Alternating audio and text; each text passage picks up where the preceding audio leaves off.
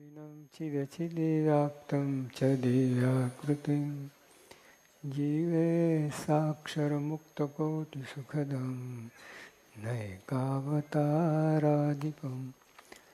ज्ञेयं श्रीपुरुषोत्तमं मुनिवरैर्वेदादिकीर्त्यं विभुं तन्मूलाक्षरयुक्तमेव सहजानन्दं च वन्दे सदा। श्री स्वामीनारायण भगवान की जय। अक्षर पुरुषोत्तम महाराज की जय। भगत जी गुणातीतान स्वामी महाराज की जय। भगत जी महाराज की जय। शास्त्री जी महाराज की जय। योगी जी महाराज की जय। प्रमुख स्वामी महाराज की जय। दिल्ली अक्षरधाम महोत्सवની જય।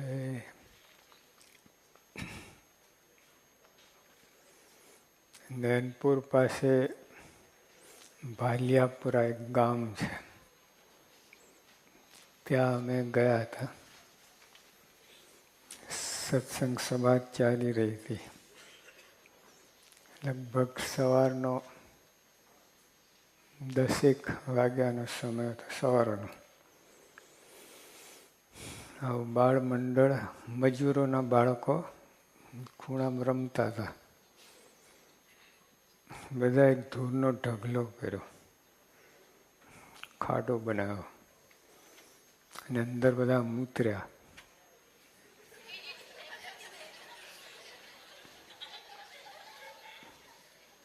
પોતાની ટાંકી ખાલી કરી. ઉનાળાના દિવસ હતા, પાણી ક્યાં લેવા જવું? પહેલા લોટ બાંધ્યો, ધૂળનો લોટ બાંધ્યો, પછી પગ ઉપર પેલા મૂકીને પગ ખેંચી લે ને, ઘર બને ને. નહીં, વરસાદમાં રમ્યા છે, મૂતરથી નહીં પણ વરસાદના પાણીથી. અમે તો રમ્યા છે વરસાદના પાણી. હા, ઓલું નહીં. હવે રો હાઉસિંગ કોલોની બનાવીએ, 15 ઘર એક લાઈનમાં. હા, રો હાઉસિંગ કોલોની. બગીચા બનાવ્યા, થોડા ઘાસ ને પેલા પીલા ફૂલ નહીં પેલા જમીનમાં હોય, બગીચો. ને ઉપર તમે ફોટો પાડો તો રો હાઉસિંગ કોલોની જ લાગે. એવું જ. રમતા રમતા એક બાળક પડ્યો, 3 ઘર તૂટી ગયા. આટલું પારો બેસ હોય ને, 3 ઘરનું ભૂકા. પછી જેના ઘર તૂટ્યા હતા એ લોકો ઓલા બીજાના ઘર તોડ્યા. હવે એમના જેને બાળક પડ્યો એનું ઘર નહોતું, એટલે ઓલાને તોડ્યું. 15 મિનિટમાં ઉત્પત્તિ સ્થિતિ પ્રલય, બ્રહ્માંડનું કાર્ય પૂરું થઈ ગયું 15 મિનિટમાં. તે તને વિચાર આવ્યો,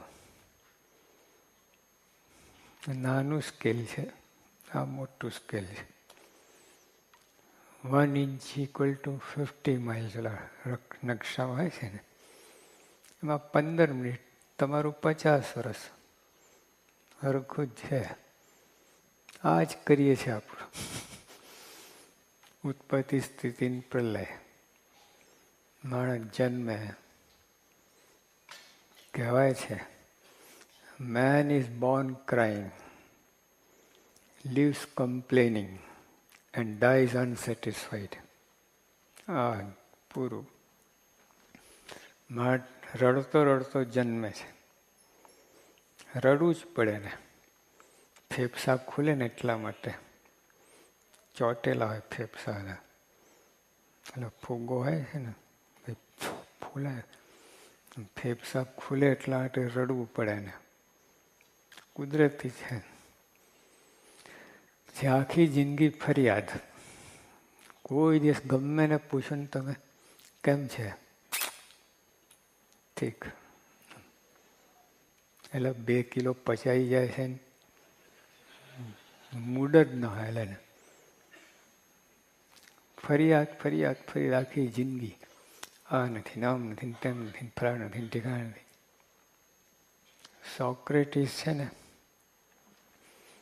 એ પેલા ટોગા પહેરે નહીં, ઓલા સંન્યાસી લોકો પહેરે ને જબ્બો, જબ્બો પહેરે, પગમાં જોડા નહીં, બીજું કાંઈ નહીં, છતાં મોટી મોટી દુકાનોમાં ચડે, પેન્ટ સૂટની દુકાનોમાં ચડે, બૂટ ચંપલની દુકાનમાં ચડે. એના મિત્રો કે તારે કંઈ જોઈએ નહીં, શું કામ ચડે છે? એટલા માટે ચડવું, જોવા માટે કઈ કઈ વસ્તુની જરૂર નથી. લો, ચંપલ નહીં, બૂટ નહીં, પેન્ટ નહીં, શર્ટ નહીં, અને આપણે ચડીએ તો બધી જરૂર લાગે. જોજો, આપણે એક વસ્તુ લેવાય ને 4 લઈને આવો તમે, છે કે નહીં? અનુભવ છે. આ તો સારું છે, ટાઈમ ને પૈસા હોય ને તો આખો ખટારો ભરીને લઈ આવે, દુકાન ખાલી કરી નાખે. ભગવાને બ્રેક મારી છે, બધું હરખું ચાલે. લોકોને કેટલાય ઘરમાં તો જો કેટલી વસ્તુ પડેલી કામમાં આવતી જ ના હોય, લાઈને ભેગું કરે રાખે. એક ભાઈને તો પુસ્તકો નતો, લાઈન બધા મોટા મોટા સારા સારા પુસ્તકો. મેં કહ્યું વાંચ્યા છે? આમ જ બોલવાનું. કેમ? તો લાવો છો, આ બીજાને સારું લાગે એટલે. પોતાને સારું નહીં, બીજાને સારું લાગે એટલે. આમ લાગવું છે, આમ સોફેસ્ટિકેટેડ, આમ બમ એટલે બધું. કેટલી વસ્તુ એના કામની ના હોય, બીજા જોઈને રાજી થાય એટલા માટે બસ આવ્યું બધું. આ બધું ચાલતું હોય. આખી જિંદગી ફરિયાદ, ખોટો દમ દેખાવો, નથિંગ એલ્સ, એબ્સર્ડ, સિલી, રબીશ. જીવન કોઈ અર્થ જ નથી. પછી દેખા દેખી, કોઈ આવું કરે ને બીજો એનો મિત્ર ઘરે જોઈને આવે એ વાઈને પછી એવું કરે. ચાલે રાખે પરંપરા, દંભની પરંપરા. અર્થ અનર્થ કોઈ અર્થ જ ના નીકળે જીવનની અંદર. જોજો તમે, 80% જીવનનો કોઈ અર્થ જ નથી હોતો. રોજ 100 વિચાર અમે 90%, 99% વિચાર તો નકામા જ હોય છે. માંડ 2% વિચાર કંઈક કામમાં આવે તો છે. બધું એ બસ આમ ઘોડાના કલ્પના, ઓલા શેખ ચીલીના વિચારો ચાલ્યા જ કરે. ત્યાં કે આખી જિંદગી આમ જાય છે, lives complaining and dies unsatisfied, અતૃપ્ત, વાસના સહિત મરે છે, ફરી જન્મ આવવો પડે. તો ઓલા બાળકો આવી રીતે રમતા હતા. ઓલા પછી ઝઘડા કરવા લાગ્યા, મારામારી. ઓલા કોઈને ખમીસ પાડ્યું, કોઈને બટકું ભર્યું, કોઈને નખ માર્યું. બરાબર છે ને સ્કૂલમાં? હવે ચાલ્યું. ત્યાંમાંય થાક્યા, કેટલું લડે. પછી શું કર્યું? કથા ચાલતી ને ખૂણામાં, જેમાં બધા ખૂણામાં બેઠા ને, ખૂણામાં આવીને બેઠા બધા બાળકો. કથા પૂરી થઈ, બધાને પ્રસાદ વહેંચાયું. ઓલું કોપરું હતું, લીલું કોપરું છીણેલું, અને બુરું ખાંડ. આ લોકોએ લીધું હાથમાં, ખાઈ ગયા. ને પછી ખાંડ ચોટેલી ને શું કર્યું? મહાપ્રસાદ ભેગું. હાથ તો સુકાઈ ગયા હતા બધાના, ધોવા નતા ગયા. પેશાબ કરીને અંદર લોટ બાંધ્યો ને, એ હાથ સુકાઈ ગયા. પછી એમાં પ્રસાદ લીધો ને પછી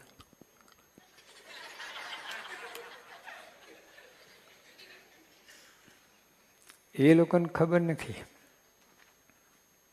મોટા હોય જે સમજુ એને ખબર પડે કે જો આ મહાપ્રસાદ લે છે.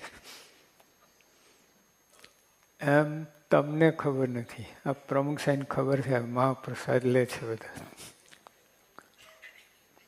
આ વિષય બધું એવું જ છે બધું. હા, જો હવે આમાં એન્ટ્રી કરો આ સત્સંગની અંદર, બીજા તો જે થન થાય. આપણે આવા સાક્ષાત ભગવાન જેવા સંત મળ્યા છે. હવે આપણું જીવન 1 મિનિટ નકામી ના જવી જોઈએ. કોઈ સરસ પરદેશમાં છે ને કલાક ઉપર પગાર મળે. $10 કલાકના, $15, 25, 400, $1000 એક કલાકના મળે લેનારા છે. તમે 7 કલાક કામ કરો તો $100 ઓછા. અને 12 કલાક કરો તો ઓવર ટાઈમના ડબલ આપે એ લોકો, કલાકના ડબલ. આવું છે. તમારે આવા પુરુષ મળ્યા પછી આપણે ઓવર ટાઈમે કરવા જેવું છે. આ તો રોયાની સભા ગઈ એ જ કરતા નથી, ઓવર ટાઈમ ક્યાંથી કરે? કરવા જેવું ખરું. આપણે આજ સુધી જે કર્યું ને નકામું છે, કોઈ અર્થ જ નથી. કરોડો જન્મમાં જે કર્યું છે ને કૂટ્યું છે બધું. કોઈ અર્થ નથી જીવનનો.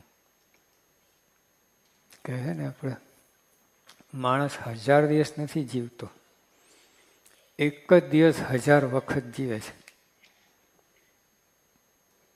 રોજ શું કરો? સાહેબ દાઢો કરો, પછી ચા પીધી, છાપું વાંચ્યું, ઉપડ્યા નોકરીએ, આયા ટીવી જોયું, ખાધું, ગપ્પા માર્યા, હોઈ ગયા. બીજે દિવસ એ જ, ત્રીજે દિવસ એ જ. લો, આપણે સ્વતંત્ર ક્યારે થયા? 15મી ઓગસ્ટ. વાહ, બસ 100માંથી 100. 15મી ઓગસ્ટ 1947. 14મી ઓગસ્ટે શું કરતા હતા તમે?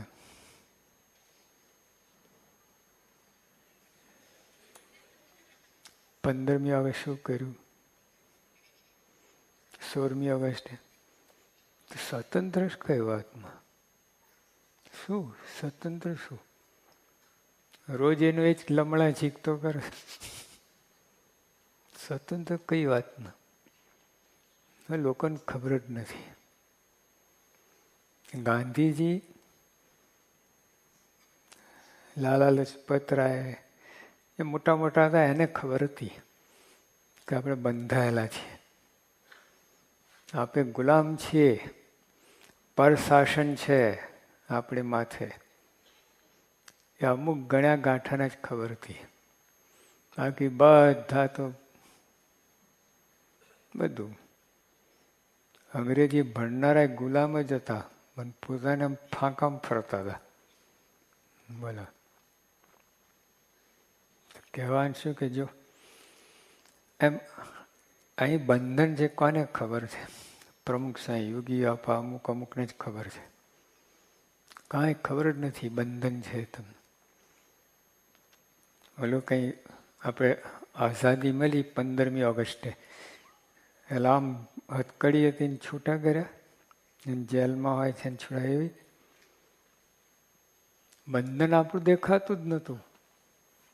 પર શાસન હતું આપણે માથે, બીજા આપણા ઉપર શાસન કરતા હતા. કોને કેટલાને ખબર હતી? અંગ્રેજી ભણનારા એને તો બિલકુલ ખબર જ નથી. તો જો એમાં જ સતત આપણે બંધનમાં છીએ, ખબર નથી. વાસનાનું બંધન, સ્વભાવનું બંધન, અજ્ઞાનનું બંધન, દોષોનું બંધન. આ 4 મહાબંધન છે. વાસના લીધે જન્મ મરણ થયા કરે છે. એ જન્મે ને મરે ને જન્મે ને મરે ને જન્મે ને ચાલ્યા જ કરે. સ્વભાવ. આખી દુનિયામાં કોર્ટ કચેરીનું કારણ સ્વભાવ, યુદ્ધોનું કારણ સ્વભાવ, બાપ દીકરાને સાસુ વહુને સ્વભાવ. જ્યાં જો તમે સત્સંગમાં કજ્યો થાય, મંડળની અંદર ડખા થાય, સ્વભાવ. બધે સ્વભાવ વ્યાપેલું જ છે. એમ હવા બધે છે ને, આકાશ બધે છે, એમ સ્વભાવ બધે જ છે. પ્રકૃતિ પુરુષ નીચે બધે સ્વભાવ, બધે સ્વભાવ. સ્વભાવનું સામ્રાજ્ય. સ્વભાવ કેવા સ્વભાવ છે. ઓલા મુંબઈમાં ઓલા ગૌતમ ઘાસકે તમારે મોટો એન્જિનિયર હતો, ભણેલો. હવે એકવાર એની પત્ની કઢી સારી બનાવી, એને કહ્યું સાંજ માટે રાખી મૂકજે. પત્નીને સારી લાગી, ખાઈ ગઈ બધી. કે સાંજે બીજી નવી બનાવવામાં હું ફેર પડી જવાનો છે.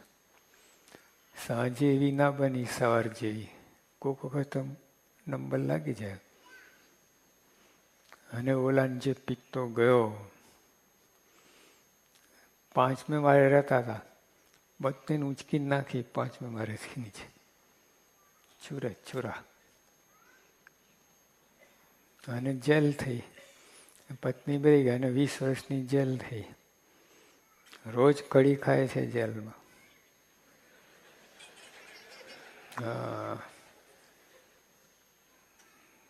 જરાક સમજણ રાખીએ તો સ્વભાવ.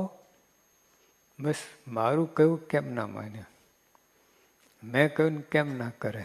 લો, રોજ કઢી ખાય. અહીં મુંબઈમાં નાનાવટી શેઠ હતા. એમના ક્લાર્કે કહ્યું કે સાહેબ 3000 રૂપિયા આપો મને, પછી મારા પગારમાંથી કાપતા રહેજો, તમે લોન તરીકે આપો. અને શેઠ એકદમ ગરમ થયા. અક્કલ નથી, ભાન નથી પડતી. તું તો રોજ માગ્યા કરે, મારે લાવવું ક્યાંથી ને? જીમીમાં પહેલી વાર માગેલું તો ગુસ્સા શું કે રોજ માગ્યા કરે છે આવું. તો એને કોઈ શેઠ સાહેબ હું લોન તરીકે માગું છું, ડોનેશન તરીકે નહીં. અને તમારી પાસે નહીં માગું, કોની પાસે માગું? તમે મારા શેઠ છો, વર્ષોએ નોકરી કરું તમે ત્યાં. વળી ડબલ ગરમ થયા. તું મને સમજાવવા માંગે મારે શું કરું શું ના કરું, મારે શું કરું શું ના કરું તું સમજાવે મને. એટલે બિચારા ભાઈ શું બોલે, હવે નોકર મને અક્કલ નથી બતાવી દીધી. ઘરે ગયા ને દિલ્હી ટ્રંક કોલ કર્યું, સવારે પડી રેડ, 6 મહિનાની થઈ. એટલે અક્કલ નથી બતાવી દીધી. મારો સ્વભાવ જ છે ને બીજો. અંતર શત્રુ બહાર શત્રુ બનાયા. એનો વફાદાર માણસ હતો, વર્ષોથી કામ કરતો હતો, પણ આનો ગુસ્સો તો અંતર શત્રુ છે ને, તો બહાર શત્રુ બનાવ્યો, પોતાનો વફાદાર માણસ શત્રુ.